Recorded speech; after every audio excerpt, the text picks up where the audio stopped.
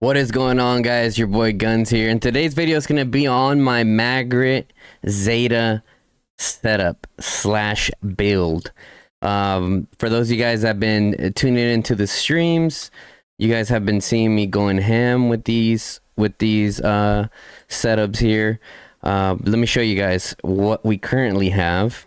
Now there is some things I gotta add at the end because as you guys heard, long range warfare is leaving, gone, exited the chat, adios, gone. Okay, so anyways, starting off with the builds, we got our Maggrat 5551, right? So what I always advise people to do is at the very minimum in the beginning, right? Because I even have Maggrat on my free-to-play account, and I even show you guys. Get Maggrat to 511, Zeta 5111. Some people may argue and say you got to go with the 5.5 first, but that all depends on your spend levels, guys, right? That all really depends on your spend levels. So, you know, depending on what your spend level is, you could drop a comment down in the section below. Let me know and say, hey, I'm low spend, mid spend. What do you think I should get them to? And then I'll give you guys my opinion of what I think it should be, okay? But at the minimum, 5111 Zeta and a 511 Maggrat. And once you get to that level, you can put Maggrat to 5551, right? And then after that, you can focus all in on Zeta, right? As you can see, I have Zeta awakened. As of right now, it takes, so this is from scratch, right? So it takes about, so I did every single wheel. I spend all of them to 100, and then the last one I spend it to 200. And I also bought dailies, coming out to a total of approximately $500 to $600 to awaken a wheel commander. Average, right? Some may do less, some may do more, but that's about the price that I'm looking at, right? So that's pretty much what I advise there. After that, you go in for Zeta. I 6-starred my Maggrat. Right, I 6-starred my Maggrat. Working on Zeta, still got to get a few more stars, and then we'll be able to 6-star her, and then we'll be able to get her up. Then going into the pet build. Now, guys, I tried a bunch of different things. I tried even the stripe bear, believe it or not, right? Being able to get that additional HP.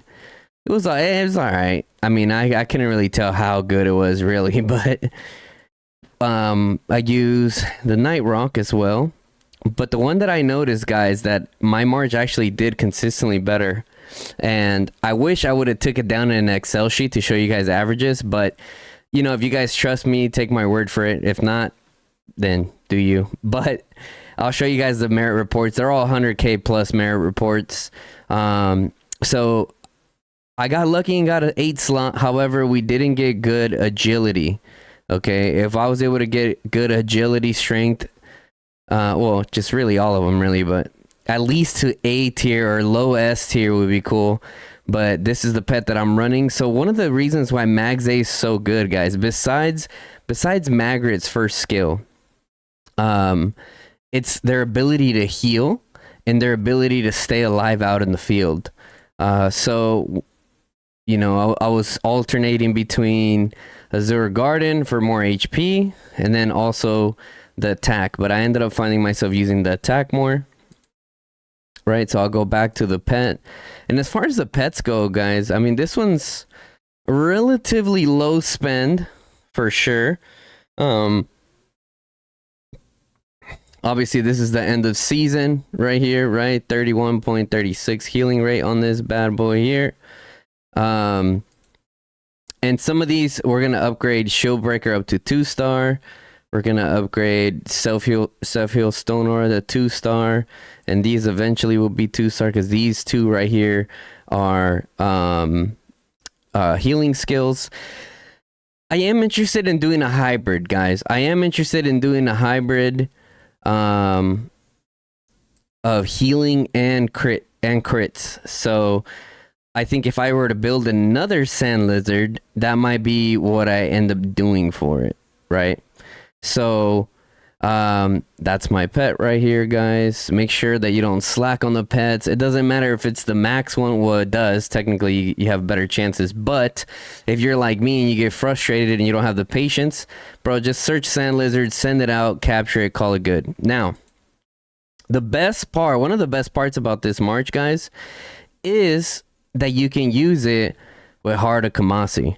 I know some of you guys are like, what? Heart of Kamasi? Level 4 Heart of Kamasi, guys. Level 4 Heart of Kamasi. Let me show you guys the merit reports that I'm talking about here. Hold on, I'm recording a video right now. Go outside. I'm recording a video. Jesus. Anyways, trying to be a dad YouTuber. So, you can see my reports here, guys. Look at this. Probably won't click. 172, 142. It's continuing to do well. 151, 100, like constant 140, 120, 100 pluses. Now, in a scenario where I'm getting swarmed, I'm getting like 50 to 60k sometimes, which is pretty insane still for getting swarmed, right? A lot of people say that SMACKZZ is squishy, but they're not squishy, bro. They're not squishy at all. They don't have as much counterattack compared to like Hoskanar or whatever, but they're definitely not squishy. Their ability to heal and stay alive out there, you know, it's pretty crazy. That's why I went with the sand lizard with what I went with. But even with just the Heart of Kamasi, guys, I think this is one of the most effective low investment marches you can do. However, if you could max it, you won't regret it. I actually got lucky enough that I got the gilded crossbow to level 2 recently. If you watch my previous video, I'll put the link to that. So yeah, I think from what I've been seeing with people that have max gilded crossbow, yeah, the March is doing better. However, with just Heart of Kamasi, it's also doing really well. So, that's kind of my advice. Also, our guy Shadow Raven, shout out to Shadow Raven. He was able to get top DPS for the elite dragon raid over and over and over again. He has a max gilded crossbow. So yeah, eventually you can upgrade from Heart of Kamasi over to gilded crossbow depending on your budgets, right? Now, for the build. This build was influenced by a lot of the top fighters in the game, guys. Right? I talked to a lot of people, saw what they were running, you know, yada yada, looked at their merit reports, but this is the build here.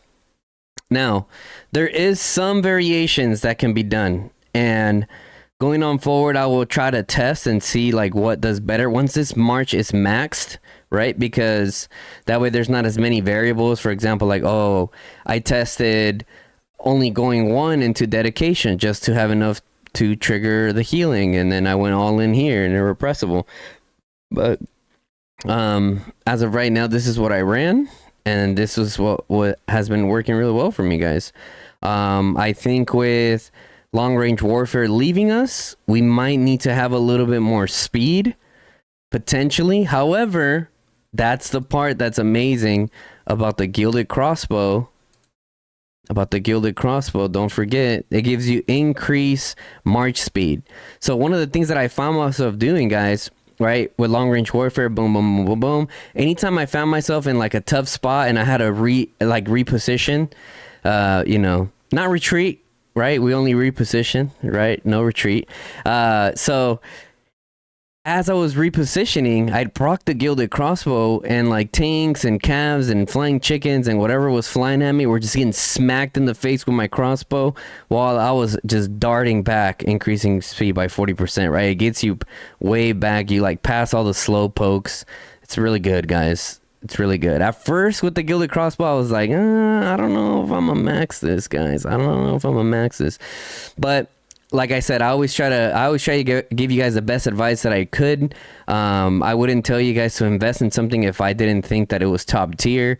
Gilded crossbow is definitely up there after seeing the damage that it can do, right?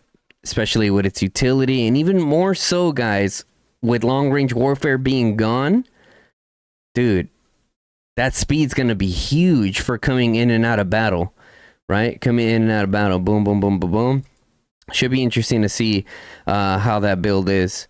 For those of you guys, since this is kind of like a MAGZZ whole like guide, really more Maggrat guide.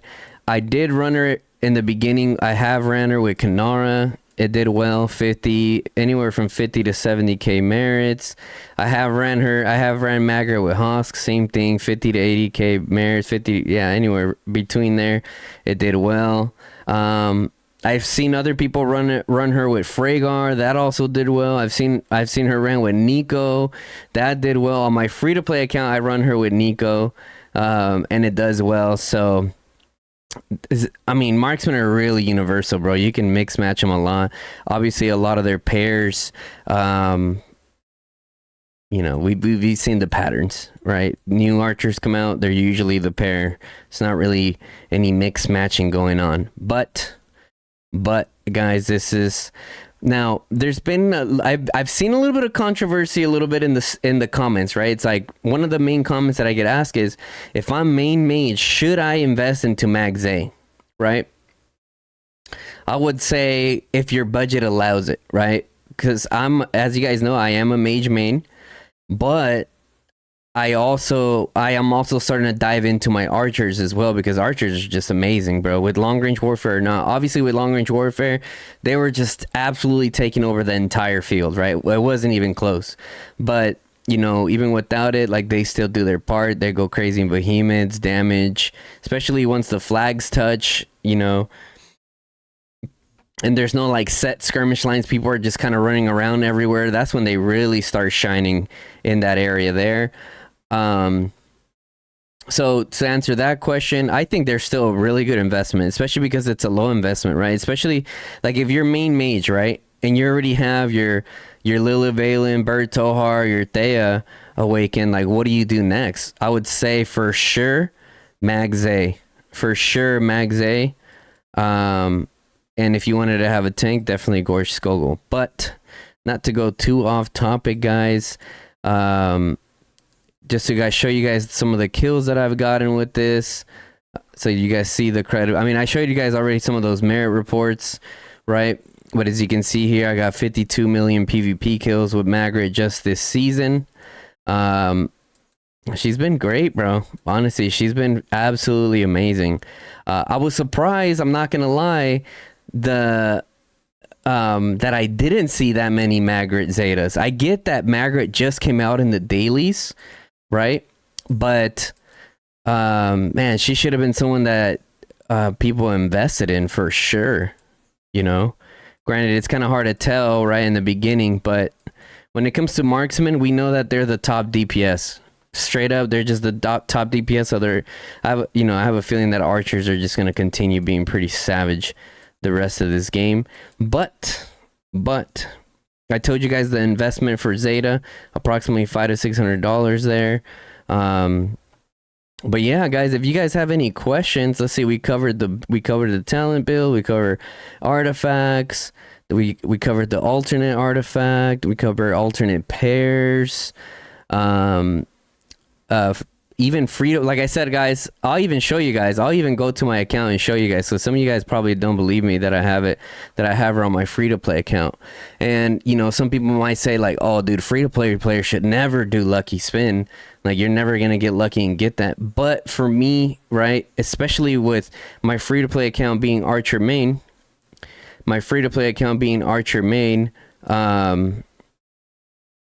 you can see here with Mag.